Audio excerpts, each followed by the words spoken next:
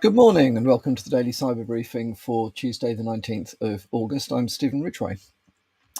Well, not a terribly exciting day in Cyberland today. Patch this, the odd vulnerability here, there, or whatever. But there are a couple of other things that I thought were more interesting that we could talk about today, as we haven't spoken about some of the bigger concepts for a little while. The first one is I came across an article in HelpNet Security that talks about the cybersecurity myths that companies can't seem to shake. I think it makes for very interesting reading. Given the fact that I would recommend you read the article if you're responsible for cybersecurity in one way or for SEC in one way or another in your organisation. I'm not just going to work through each of these because otherwise, you're perfectly capable of reading the articles yourselves. However, the myths, just as a bunch of headlines with short comments, top 5 myths. AI can replace your security team. Well, according to people that actually do the job, only 12% of security professionals believe AI will completely replace their role. And I think that is, given the state of AI at the moment, I think that's probably about right. There's a lot of hype, mainly put about by people who've either got a vested interest or don't really know what they're talking about in this space. AI is by nowhere near perfect. There's an interesting article, which I will dig out if I can find it again, that talks about the complexity of a task and how good AI is at doing that particular task. And the way that they measured complexity was the amount of time a human would need in order to do the job, do that particular task correctly or accurately. AI is as good, if not better, than humans at what would be perceived as low complexity tasks, so things that would take a few seconds to a few minutes. By the time it takes a human 10, 15, 20 minutes, half an hour to do a task, AI is increasingly bad at getting it right. And it's a sort of metric which is measurable as repeatable as AI models improve. So AI isn't capable of doing the complex stuff that analysts do. It may be able to find interesting patterns in data, which it would take a while for a human to come up with. But whether those actually mean anything or not would require somebody with human levels of intelligence, not artificial levels of intelligence, to actually work out. So I think that's a very interesting one. AI is not, AI it isn't the excuse to cut your security team to the bare bones. Myth 2, there's a massive shortage of cyber professionals. I would very much agree with that. There's a great deal of talk, mostly it seems to me being put around by people in the cybersecurity industry. I think the truth is that there are specific roles which are difficult to fill. And if you look at why those roles are difficult to fill, there will be some reason other than a generic lack of people. My experience is that there are plenty of people, almost too many people, that want to get into cybersecurity or coming out of universities with cybersecurity degrees, and regardless of the the grade that they get, the quality of teaching at UK universities in cybersecurity, information security is highly variable. Some are good. There are some very good people that, and very good people that will come out of a bad course still being very good people. So it's not absolutely clear cut, but there are plenty of people coming out. A lot of them can't find that first role, and part of the reason that we say there's a shortage of people in cybersecurity is because, in my view, it's often down to the fact that the job descriptions are badly written. So I've been around this various times over the last 25 years. I must have recruited hundreds of people over my career. One of the things that I did working with my management team at a previous organisation was to look at um, job descriptions and look at whether we were getting the right people in the roles and whether we were getting the right caliber of people applying for roles. And one of the things that came up was that job descriptions, and you still see this all the time, they're full of statements like need to have X qualification, must have a degree in information security, must be must come with X, Y, and Z industry qualifications, must have 5 years worth of experience, must have this, must have that. But you actually sit down with the recruiting managers and say, well, okay, 5 years experience, what happens if somebody has got 4.5 years experience and is really good? Oh yeah, that'll be fine. Yeah, no problem with that. Yeah, but you've given the CV out to recruiters, and you're filtering things through your own HR department that will say 4.5 years in the bin.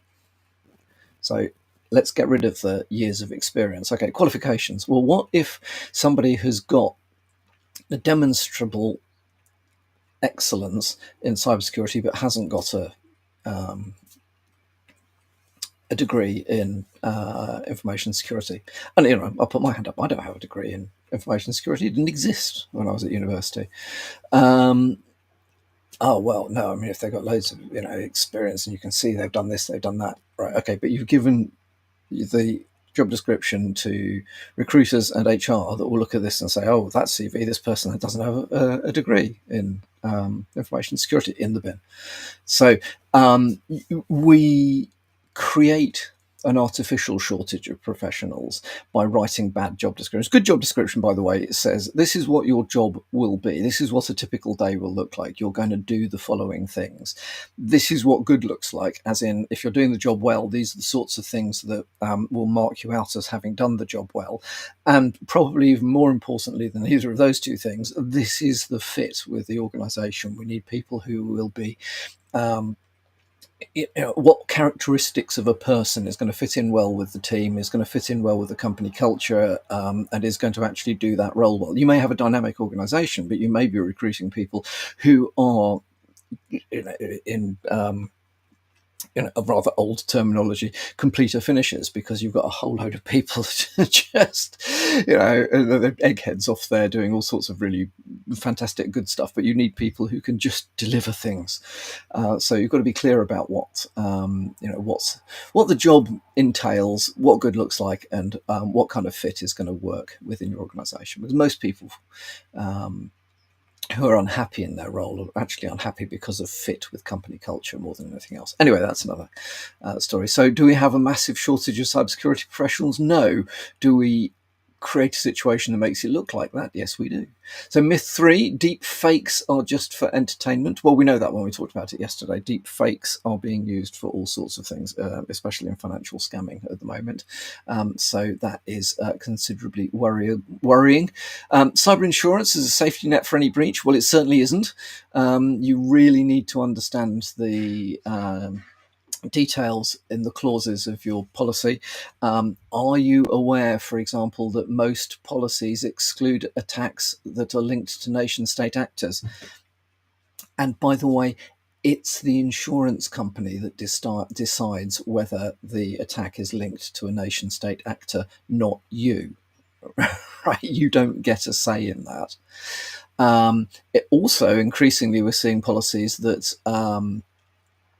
exclude incidents that have been caused by unpatched known vulnerabilities or by breaches involving third-party service providers. So be very careful when you are purchasing cybersecurity insurance, that you understand what it is that you're buying and that you've done the risk assessment to make sure that the mitigation of buying insurance actually addresses the risks that you are trying to address, and not some other random risks that you can't mind. Also, bear in mind there is a trend at the moment for cyber insurance to pay out a lot less than you would expect.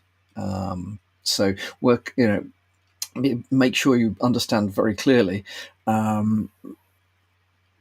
what the insurer is likely to pay out under certain circumstances, because making the assumption that they will cover all loss may not be actually what the policy says. So definitely worth reading the small print of the policies, I'm afraid. And then finally, MFA stops all account takeovers. Well, MFA is really useful. So in any form of multi-factor authentication is better than no multi-factor authentication. However, relying on MFA as basically saying our job is done once we've implemented it is not a good approach to take. Partly because not all MFA is equal. So, good MFA includes things like passkeys are good. The slightly old-fashioned rotating, number solutions, the old RSAs or the Google authenticators of this world, is very good. Much weaker are things like email-based or text-based authentication codes. And I think probably at the moment the worst of the lot is pop-ups. Google drive me mad in this respect. If Google find that on your personal device you might have, say, YouTube logged in with your personal account, it'll still send your work MFA pop-up to you if they've linked the two accounts in their infinite wisdom, having scraped all your data. So you find pop-ups on things that you really don't want your MFA authentication going to your private, your personal telephone or whatever it might be on an app that isn't logged in using the account that you're expecting to. It's just like madness. But despite the fact that it's a bit of a dumb idea to begin with, what we are finding in practice is that pop-up fatigue is an increasingly common approach to getting somebody to click yes to things. So if you're an attacker, you keep logging into this particular website. The person who is the legitimate owner of the account gets a pop-up on YouTube that says, "Oh, you're trying to log into, I don't know, Gmail. Would you, do you want to authorize this? No. Oh, you're trying to pop in, you're trying to log into Gmail. Do you want to authorize this? No. No. No. Pop up. No. Pop up. No. Oh, fuck's sake. Pop up. Yes." And you get rid of it that way. Remarkably successful from an attacker's perspective. Fatigue attacks are quite common at the moment. And as with all things that involve effectively manipulating a human to do the wrong things, they're quite difficult to technically address. So I think that's a very interesting 5 sets of myths. Recommend you to have a read of that. And then the other article that I came across today, which again I think is a very interesting article, talks about facial recognition. Now, we have talked about that quite a lot over the last month or so, given the fact that certainly in the UK, the police are being given access to the passport faces database, which enables their ability to scan large parts of the population. There are trials being rolled out in various places, including Sussex, where I am, for facial recognition vans that will just sit somewhere and record people's faces and see if they can identify them. The idea being, obviously, trying to identify specific criminals or whatever it may be. Well, the article quite rightly points out that the accuracy levels in the real world are significantly worse than the accuracy levels in a lab. There have been various studies in this space, some of which have demonstrated good specificity, and others that have basically come back going, "Oh my God, it's pretty poor." Um, so, a study in say south of Wales in the UK um, was finding over 90% of matches were false positives. So at one end, it's atrociously bad. Um, at the other end, in a lab, you can get down to 0.0001, so 1 in a million false positives. Metropolitan Police claim that their false positive rate's about 1 in 6,000.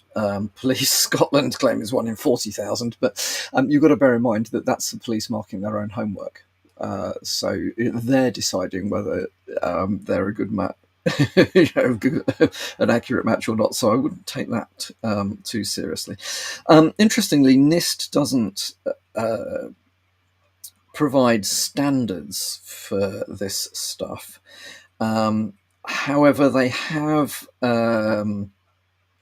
measured the accuracy of systems that are currently out there. And a couple of and we're looking here at 1 to N recognition. So we're trying to identify a single face out of a population group, a sample group of N size, which is different from 1 to 1, which is if you've got two pictures of the same person, how often does it identify those two pictures as being the same person? So that's a different issue. But if you're literally trying to pick out a particular person by their face from a population of a particular size, an error rate of 0.07% is about where we are. So we're talking here about 99.93% accurate. Okay. Now, that sounds pretty damn accurate. You can imagine standing up in a court of law saying, this test is 99.93% accurate, therefore the person in front of you must be guilty, my lord. Yeah, right. Let's actually just run the stats on that for a minute. There is a thing called the base rate fallacy, or the false positives fallacy, which basically states that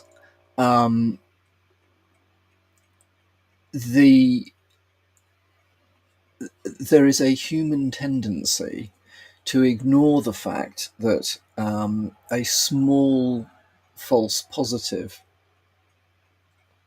error rate in a large population will massively swamp the actual positives. So you will get many times more false positives, even at a tiny percentage error rate, as the sample size gets bigger. So to put that in context, at 0. What did I say? What was the example I was using? 0.07, was it? Yeah, 0.07% false positive rate. If you looked at a population size of 10,000 people, and you're trying to identify one of them, okay, that means that there are 9,999 non-targets and one target. You would expect to get 7 false positives, okay, and that's out of population of only 10,000 people. 100,000 people, you would get 70 false positives and 1 correctly identified positive. Okay. Now, let's have a little think about that.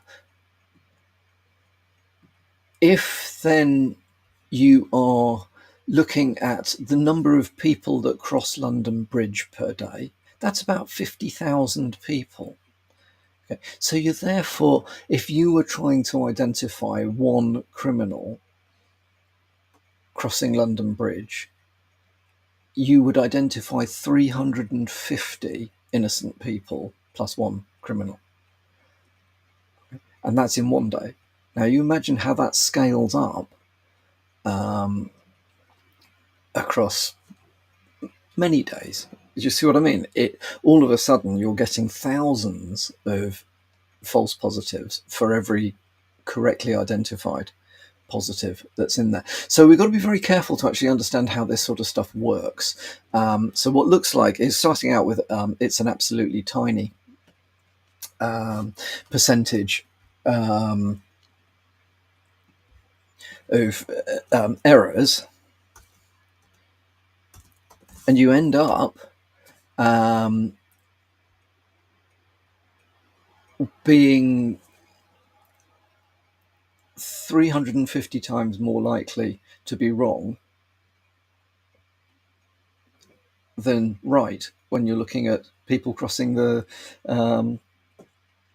London Bridge and you're trying to identify one of them. Hang on, this doesn't add up, does it? No, it doesn't add up. So I think there is an awful lot of stuff going on in this whole facial recognition arena that is poorly understood by people. No, I'm not. I'm not a statistician. I haven't.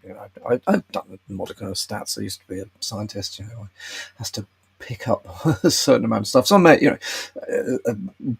I'm sure that somebody will pick me up if I've got some of these actual numbers wrong, but the concept remains correct. That effectively, the false positive rate has an enormous impact on how likely you are to identify real criminals. And so I think we have a problem that we're rolling this stuff out without really understanding how it works or what it does. I am not convinced at the moment that the courts really understand this stuff either. So all very interesting. So that is enough for one Tuesday.